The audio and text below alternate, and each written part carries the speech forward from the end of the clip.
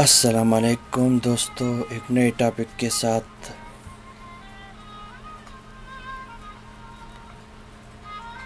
اپنے فضول سوالات کے ذریعے دوسروں کی زندگی برباد مت کیجیے۔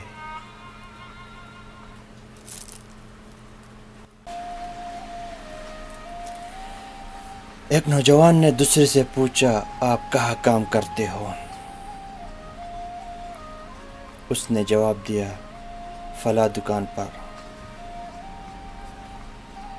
پھر پوچھا، اچھا دکان والا آپ کو کتنی تنخواہ دیتا ہے؟ اس نے جواب دیا، 5,000۔ نوجوان نے بڑی حیرت سے پوچھا، 5,000 بس؟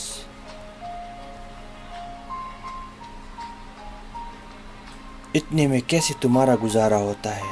یقیناً وہ دکان لائق نہیں کہ آپ اس کے پاس اتنی تنخواہ میں کام کریں۔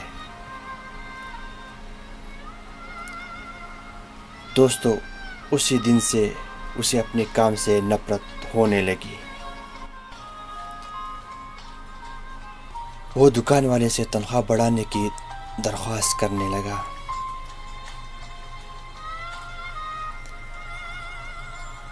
دکان والے نے تنخواہ بڑھانے سے انکار کر دیا تو اس نے کام کرنا ہی چھوڑ دیا۔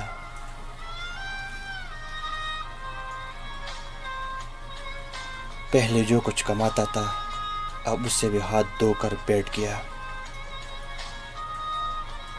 اور بیکاری کی زندگی گزارنے لگا۔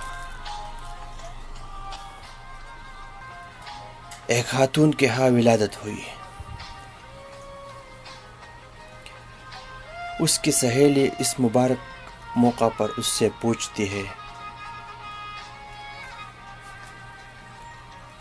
تمہارے شوہر نے ولادت کی اس مبارک موقع پر تمہارے لیے کیا تحفہ پیش کیا ہے؟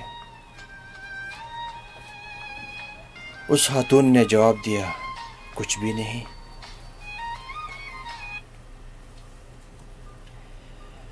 اس کی سہیلی بڑی حیرت سے کہنے لگی، کتنی عجیب بات ہے، کیا اس کے نزدیک تمہاری کوئی اہمیت نہیں؟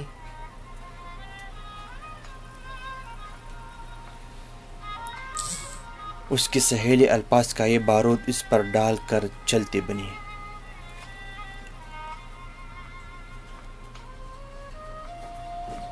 ظہر کے وقت اس کا شوہر گھر آیا تو دیکھا بھی بہت ناراض بیٹی ہے۔ دونوں میں کہا سنی ہوئی اور معاملہ طلاق تک پہنچ گیا۔ یہ تباہی کہاں سے شروع ہوئی؟ اس کی سہیلی کی بات سے۔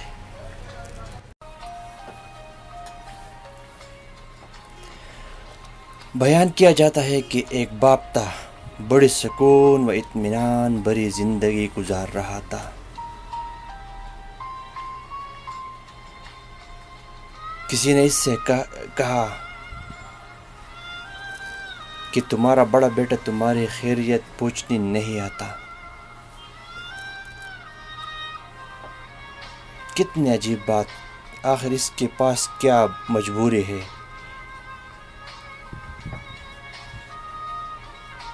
پھر کیا تھا اس باپ کے دل میں یہ باتیں گھر کر گئی؟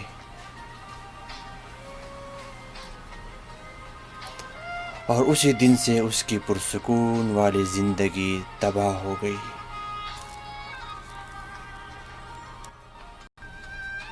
ہمارے روزمرہ کی زندگی میں بارہا ایسی سوالات پوچھی جاتی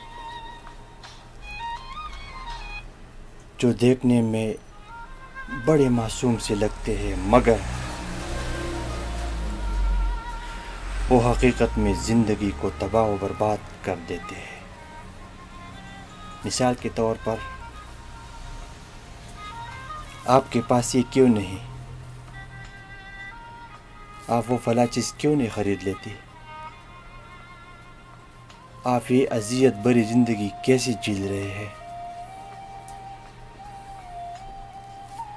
آپ اس بندے کو کیسے اپنی زندگی میں برداشت کر رہے ہیں؟ بعض اوقات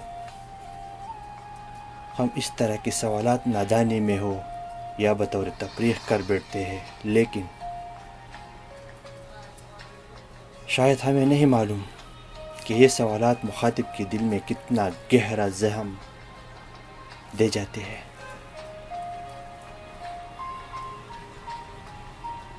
دوستو، اس تحریر کا خلاصہ یہ ہے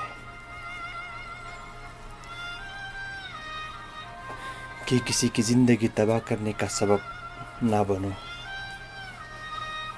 ایک اور نصیحت،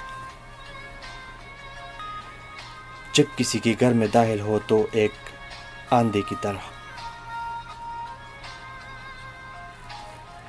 اور جب وہاں سے نکلو تو ایک گونگے کی طرح۔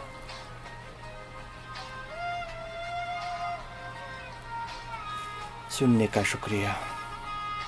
اللہ حافظ۔